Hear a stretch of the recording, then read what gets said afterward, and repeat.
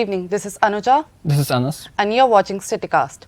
BBMP has issued notices to several businesses in Bangalore to vacate their shops. Reporter Saurabh talks to business owners in Indranagar and brings us more. BBMP health officials have issued several notices to shopkeepers in Bangalore, especially in Indranagar. Business owners say legally they are allowed to operate their shops in residential areas. Residents have often complained about noise and parking from some establishment but feel notices to all businesses is not the right way to address it. ನಮಗೆ notice ಬಂತು commercial establish ಮಾಡಂಗಿಲ್ಲ ಇಲ್ಲಿ residential ಏರಿಯಾದಲ್ಲಿ ಅಂತ 83 shops ಗೆ ಕೊಟ್ಟಿದ್ರು madam 83 BBMP health officials say they have issued notices to all the shopkeepers in the residential areas according to the High Court orders. Resident Welfare Association says they have time and again raised the issue of these notices to the authorities. They support the local businesses and have requested BBMP to withdraw the notice. Trade licence का last 5 years कम हो गया ना, उसका बाद 23 में फिर start हो गया इंदिरा नगर में। तो सर कितना सर बोला हमारा ऑफिस के डायरेक्शन ही नहीं दिया, हमको मालूम नहीं है क्यों दे रहे हैं। ऐसे काम करने का टाइम में ऐसे तकलीफ देता है ना, कौन इधर रहता है सुसाइड करता है लोग, सिटी में भी ऐसे तकलीफ देता है ना। अरे एक ट्रेड लाइसेंस के लिए 45-50,000 कौन कैसे करने के। In light of the revised master plan of 2015, BBMP has time and again issued notices to shop demanding them to vacate. Citizens claim that their properties comply with revised master plan of 2015, yet they have been receiving such notice. BBMP, if it has given a notice, their livelihood is dependent on, and they've been there for more than 10 years, then those people need to get certain type of financial help from the government. A case has been going on the Karnataka High Court since 2012, and citizens continue to await a conclusion and deal with the notices by the ward office in Indranagar. Lokayuktas conducted an inspection at the BBMP office, which was built at the site of a graveyard in JJ Nagar. Reporter Shresti tells us more. BBMP subdivision office and an indoor stadium is built on the graveyard in Jagjeevan Ram Shamrajpet. The subdivision office was built in 2018-19 and the indoor stadium is being constructed at the cost of rupees 1 crore. Despite objections, the BBMP has completed 70% of the stadium work. A complaint was filed at the Lokayukta challenging this, and the survey was conducted yesterday. Lokayukta team of police, they were convinced that yes, 3,500 samadhis have been destroyed, dug up, and is being destroyed. The mortal remains is being transported to unknown destinations outside Bangalore, and the buildings which are built inside the premises of the graveyard, they are all illegal buildings. They have come to a conclusion, but nothing has been given to me in writing yesterday. It will be provided only on 19th of this month once the Lokayukta SP files the report with the Honorable Lokayukta. Urban planners feel that proper alternatives should be provided by the BBMP before building such structures. Bangalore needs a lot of land parcels for the development, so that could be the reason why they want to take out the burial ground. Are you providing electrical way of burning system which will consume much lesser land area in the same land, and the rest which can be used for the different activity? This is Shrishti Srinivasan reporting for CityCast, Bangalore. JDS plans to announce an alliance with AIMIM. Reporter Shreya Pandey talks to them. JDS spokesperson says they hope to consolidate Muslim vote through this alliance. AIM और सभी जो they are called as B team of BJP, if they come along together to fight against BJP, it will be helpful. They'll divide votes, Muslim minority votes, which will be either going to Congress or JDS. So it is better they go in alliance and defeat the communal party. Congress claims that alliance of JDS and AIMIM will in no way take their voters away. MIM is joined hands with JDS, so it will definitely not damage the Congress vote. The people of voters of Congress, they have been with Congress and they will be with Congress, so there will not be any damage. There are two reasons for that. So recently BJP, what they have done, so they divided the votes. The reservation 4%, they removed the 4% voters for the Muslims. Minority people have consolidated and then they've educated them such that. So the Congress is the only party which can give a justification, the natural justice or social justice or social engineering to the people. As the elections are nearing, the second candidate list of Congress and JDS is out, and parties are also considering to make alliances in order to get majority. Shreya Pandey, CityCast, Bangalore. Right after the break, we will take a look at the concerns of the hotel industry in Karnataka. Stay with us.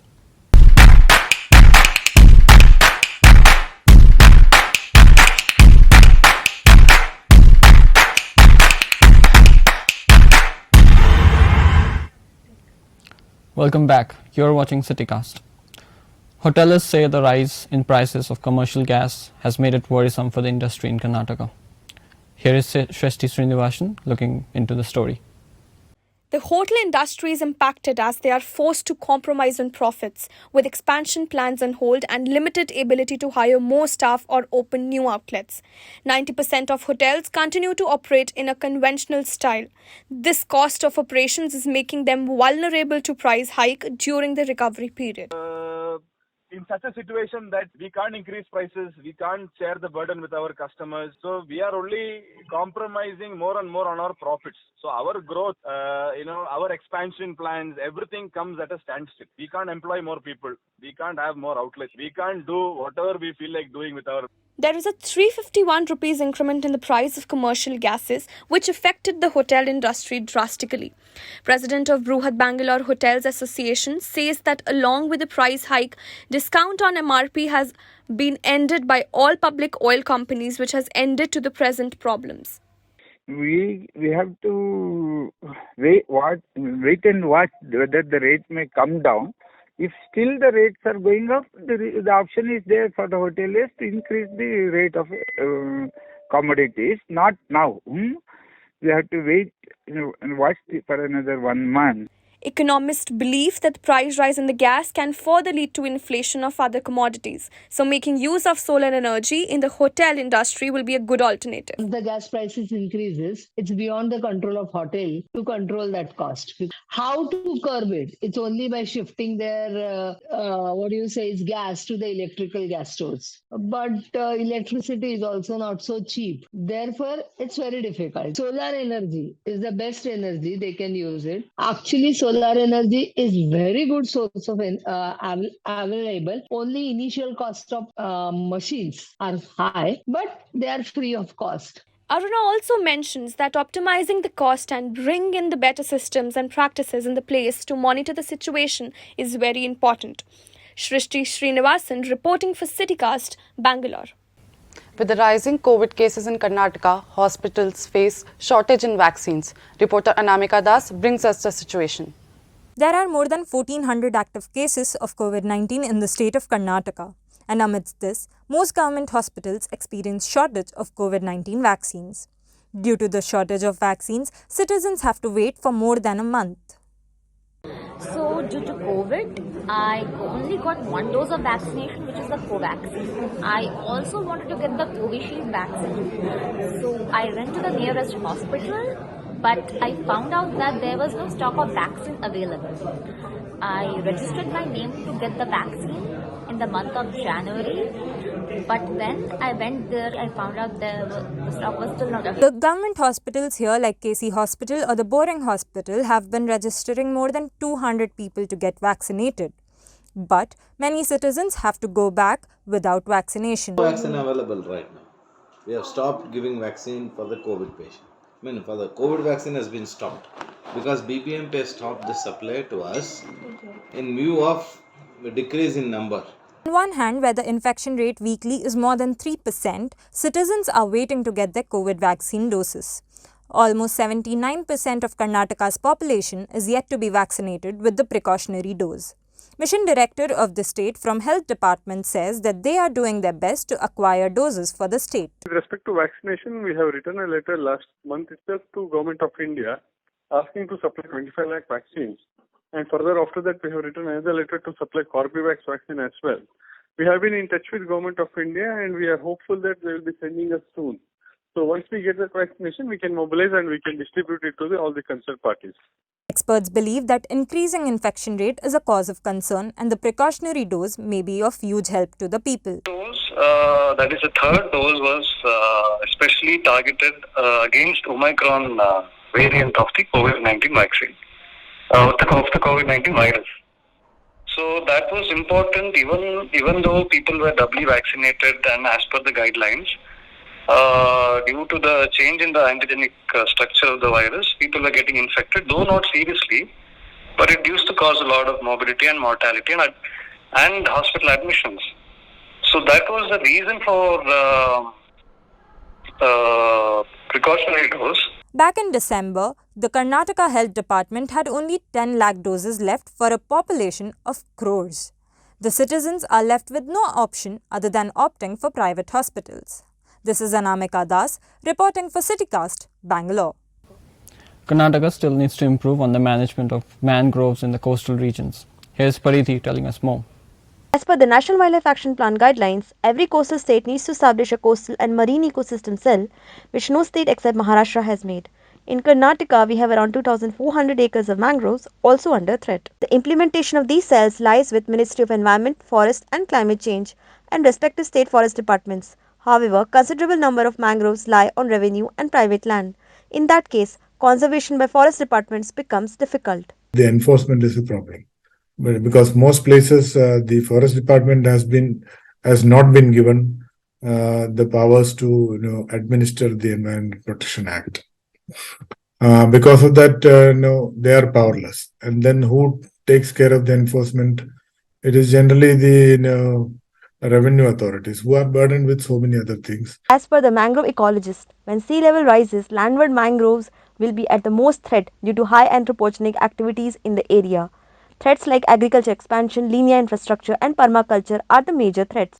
When the sea levels increases, obviously the sea front, the mangroves at the sea front will have the opportunity to move towards the land. For the landward mangroves, they have to move towards the human side, towards the landward side. That means most of the landward side, if you see, having a high anthropogenic pressures. In some states, the mangrove forests have been transferred under reserve forest category under the Indian Forest Act, but such areas under forest department is very limited.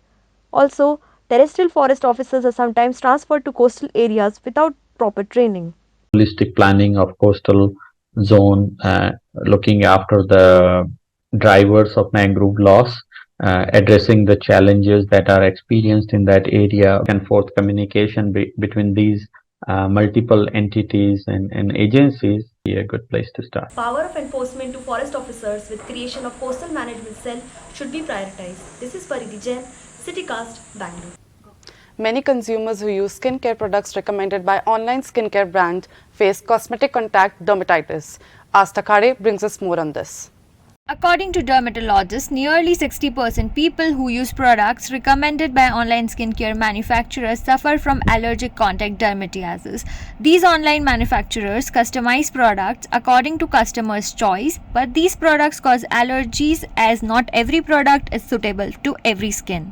Experts say people get influenced by social media and by these products. I was scrolling Instagram and I saw one advertisement, so I went to their website. There were different skincare products. I brought a salicylic acid serum. After a few days, I got rashes, pimples, and pigmentations. So I went to the doctor. He told me that it was because of the product I was using. It was not suitable for my skin.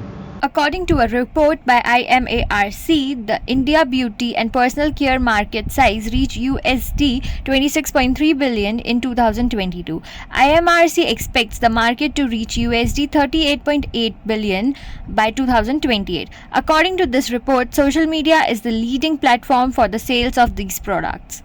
Our job is to promote the product, and we don't use every product that we advertise, but we do make sure that more and more people buy it. The products from such skincare manufacturers may cost around 1,000 to 2,000 rupees. These products can be customized accordingly to make it more attractive and trendy. Niacinamide or some influencer is telling to buy niacinamide serum for acne and blemishes, but we all have different type of skin. And some product may be beneficial for different type of skin, but not for you. According to dermatologists, using products bought from online skincare manufacturers may cause permanent damage to your skin. Asta Khare reporting for CityCast, Bangalore. For more such stories, check out citycast.in. Until then, stay with us. This is Anuja Parashar. And this is Anas signing off.